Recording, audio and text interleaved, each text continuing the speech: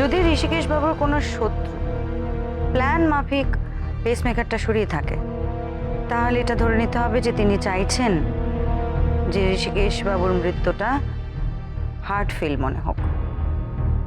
আর তাই আপনাকে জিজ্ঞেস করছি মিসেস ঘোষ, এমন কেউ কি আছে আপনার বাবার সঙ্গে, এমন কারো শত্রুতা আছে যিনি আপনার বাবার মৃত্যু কামনা করতে পারেন? না না, বাবার কোনো শত্রু আছে বলে তো আমার মনে নেই। তাহলে এটা কে করতে পারে, কেনই বা করবে? এরকম অদ্ভুত ভাবে শুধু আপনার বাবারই মৃত্যু ঘটানো হলো কেন? কি মনে হয় আপনার?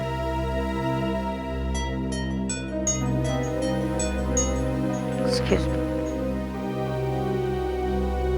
হ্যাঁ মিথিলা বলো। শোনো অভয়া, দিস ইজ ভেরি আর্জেন্ট। খুব জরুরি একটা ব্যাপার নিয়ে তোমার সাথে আলোচনা করার আছে। তুমি যত তাড়াতাড়ি সম্ভব আমার এখানে চলে এসো অফিসে। কি হয়েছে? আরও একটা কেস এসছে। মানে? তুমি তাড়াতাড়ি চলে এসো, আমি তারপরে সামনাসামনি বলছি তোমাকে। শোনো, এই ঋষিকেশ বাবুর মৃত্যু কিন্তু কোনো বিচ্ছিন্ন ঘটনা নয়, বুঝতে পারলে? এখন মনে হচ্ছে পুরোটা বিরাট করে সাজানো, খুব ঠান্ডা মাথায় প্ল্যান করা। এক মিনিট। এটাও কি একইভাবে? কেস অবিকল এক কেস।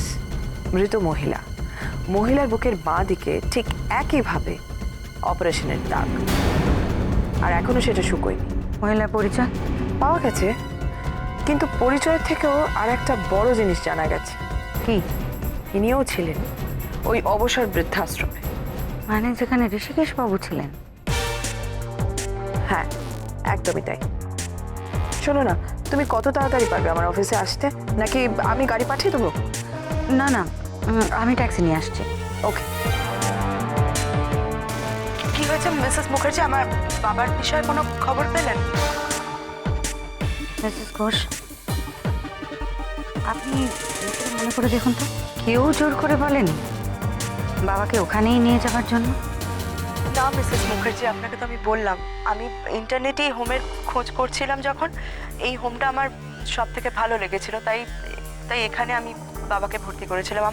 আমাকে কেউই বলেনি হোমটার কথা। কেন বলুন তো, কি হয়েছে?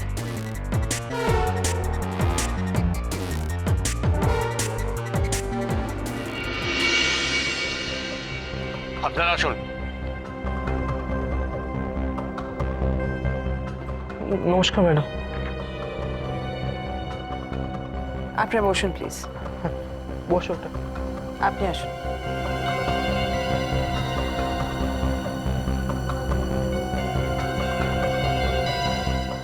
আপনার মা যে নিখোঁজ, সেটা কতদিন আগে জানতে পারলেন? 7 দিন আগে। 7 দিন আগে কি উনি হঠাৎ করেই নিখোঁজ হয়ে গেলেন? না, হঠাৎ করে না, মানে হোম থেকে ওরা প্রায় খবর দিচ্ছিল যে মা নাকি হুটহাট এদিক ওদিক বেরিয়ে যাচ্ছিল, এবং সেটা ঘন ঘনই ঘটতো। আমি মানে প্রথমবার যখন এই ঘটনাটা ঘটেছিল এরকম, তখন খুব টেনশনে পড়ে গেছিলাম। কিন্তু তারপর দেখলাম ওরা ঠিক মাকে খুঁজে নিয়ে এলো। তারপর মা যখনই বেরিয়ে যেত ওরা ঠিক মাকে খুঁজে নিয়ে আসতো। কিন্তু শেষবার সেটা হলো না, তাই তো? হ্যাঁ, আমি ভেবেছিলাম যে মাকে ওরা ফিরিয়ে নিয়ে আসবে, কিন্তু মা যে আমাকে এইভাবে ছেড়ে চলে যাবে আমি বুঝতে পারিনি। আচ্ছা, আপনারা কোনোদিন ওদেরকে আপনার মায়ের সিকিউরিটির ব্যাপারে প্রশ্ন করেননি? মানে আপনার মা প্রায় যে এরকম হোম থেকে বেরিয়ে যেতেন, সেটা কারোর কোনোদিন চোখে পড়েনি? মানে কেউ দেখতে পেত না? একটা হোম থেকে এরকম ভাবে বেরিয়ে যাচ্ছে, একটা মিনিমাম সিকিউরিটি তো থাকবে, তাই না? সেটা তো থাকা উচিত। নিরাপত্তা ছিল বলেই তো আমি মাকে ওখানে দিয়েছিলাম, কিন্তু ওরা মাকে রাখতে পারলো না। আসতে পারি? আরে অভয়া, এসো। অফিসার, আপনাদের সঙ্গে আলাপ করে দিই। উনি হচ্ছেন মিসেস অভয়া মুখার্জি, উনি এই কেসটা দেখছেন। উনি হলেন সন্দীপ চ্যাটার্জি, ওনার ওয়াইফ পূর্ণা চ্যাটার্জি, ভিকটিম ওনার মা। ভিকটিমের বডি পাওয়া গেছে দিল্লি থেকে হায়দ্রাবাদ আসার ট্রেনের কম্পার্টমেন্টে, হায়দ্রাবাদ স্টেশনে। Thank you. I see. আপনার মার বডি এসে গেছে? না, এখনো আসেনি, নিয়ে আসা হচ্ছে। হুম। আচ্ছা, আপনারা কতদিন আগে আপনাদের মাকে ভর্তি করেছিলেন ওই অবসর হোমে? মাসখানেক আগে। আর মাকে যে আর পাওয়া যাচ্ছে না, এটা কবে জানলেন? গত সপ্তাহে বুধবার। ফোন করে জানতে পেরেছিলেন নাকি ওখান থেকেই জানিয়েছিল? আমাকে খুব একটা ফোন করতে হতো না ওদের, আমি মায়ের খোঁজ রোজ নিতাম। সেদিনও আমি তাই করেছিলাম, কিন্তু কিন্তু তখনই ওরা বললো যে মাকে বিকেল থেকে পাওয়া যাচ্ছে না। আমাদের ফোন করতেই যাচ্ছিল। এর আগেও এরকম ঘটনা ঘটেছে মিসেস মুখার্জি, কিন্তু ওরা কিছুক্ষণের মধ্যেই খুঁজে পেয়ে গেছিল মাকে। এতক্ষণ ধরে পাওয়া যাচ্ছে না, এটা হয়নি। কিন্তু আমার ব্যাপারটাকে ঠিক সুবিধের মনে হলো না। আমি সঙ্গে সঙ্গেই হোমের ওই লোকাল পুলিশ স্টেশনে রিপোর্ট করলাম। সে কি, আপনি রিপোর্ট করবেন কেন? এটা তো ওদেরই রিপোর্ট করা উচিত ছিল, ওরা করেনি। না, আমি খবরটা পেয়ে সঙ্গে সঙ্গে লোকাল পুলিশ স্টেশনে রিপোর্ট করেছিলাম। বুঝলাম। তো মাকে হঠাৎ আপনারা হোমে দিতে গেলেন কেন? নিশ্চয়ই তার আগে আপনাদের কাছেই থাকতেন। হ্যাঁ, মা আমাদের সাথেই থাকতেন। আসলে বাড়িতে মানুষ বলতে আমরা দুজনেই চাকরি করি। আর মায়ের অসুস্থতার পর থেকে মাকে সারাদিন বাড়িতে একা রেখে যাওয়া। অসুস্থতা মানে? মায়ের অ্যালজাইমার্স ছিল। আপনার মায়েরও অ্যালজাইমার্স ছিল? হ্যাঁ, ইদানিং সেটা খুব বেড়ে গেছিল। বাড়িতে একা রেখে যাওয়াটা খুব চাপের হয়ে গেছিল। ওই হোমেই নিয়ে গেলেন কেন? কেউ কি রেকমেন্ড করেছিল বা কারোর মুখে শুনেছিলেন হোমটার ব্যাপারে? রাস্তায় বিজ্ঞাপনে এটাকে দেখেছিলাম, তারপরে বাড়িতে ইন্টারনেটে ভালো করে সার্চ করে দেখলাম ছবি। আচ্ছা সন্দীপবাবু, আপনার মায়ের পেসমেকার কতদিন আগে বসেছিল? সে তো অনেক দিন, নয় করে বছর দুয়েক তো হবেই। আচ্ছা, আপনাদের কোনো আত্মীয় পরিজন কেউ কি দিল্লিতে আছেন যার কাছে যাওয়ার কথা উনি ভেবে থাকতে পারেন? না, নেই। শিওর? 100% শিওর। কোনোদিন দিল্লিতে মাকে ঘুরতেই নিয়ে যাইনি আমি। আমি তো বুঝতেই পারছি না মায়ের মতো একটা অ্যালজাইমার্সের পেশেন্ট কি করে একা একা দিল্লি চলে গেল। আপনার মা একা একা যাননি, আর ভুল করেও যাননি। পরিষ্কার বোঝা যাচ্ছে ওনাকে কোনো একটা নির্দিষ্ট উদ্দেশ্যে নিয়ে যাওয়া হয়েছিল। কি উদ্দেশ্যে? আপাতত মনে হচ্ছে পেসমেকার চুরি, কিন্তু এর মধ্যে অনেক কিছুই থাকতে পারে। আরো অনেক কিছু? আপনি কি বলতে চাইছেন মিসেস মুখার্জি? দেখুন, এক্ষুনি আপনাকে বোঝানোর মতো যথেষ্ট ইনফরমেশন আমাদের হাতে নেই।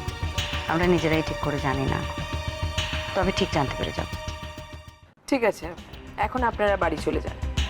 হ্যাঁ, আপনার বাড়ি গিয়ে মায়ের শেষ কাজে ব্যবস্থা করুন। আমাদের কোনো দরকার পড়লে যোগাযোগ করব। আর হ্যাঁ, এর মধ্যে যদি এমন কিছু মনে পড়ে বা এমন কিছু ঘটে যেটা আপনাদের মনে হয় আমাদের জানানো দরকার, তাহলে কিন্তু অবশ্যই সঙ্গে সঙ্গে যোগাযোগ করবেন। ঠিক আছে, আসুন। নমস্কার। চল।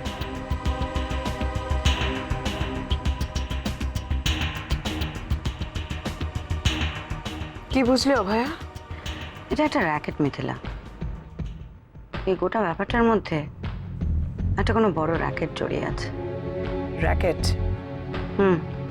র্যাকেট। আর এই র্যাকেটের সাথে ওই হোম মানে অবসর বৃদ্ধাশ্রম কোনো না কোনোভাবে জড়িয়ে আছে। আমি আপাতত ওই হোমের চারপাশে পুলিশ পোস্ট করে দিয়েছি। 24 ঘন্টা নজর রাখবে ওরা এখন থেকে। কিন্তু না, শুধু বাইরে থেকে নজর রাখলে মনে হচ্ছে না কিছু হবে। চলো তো যাই একবার ওখানে।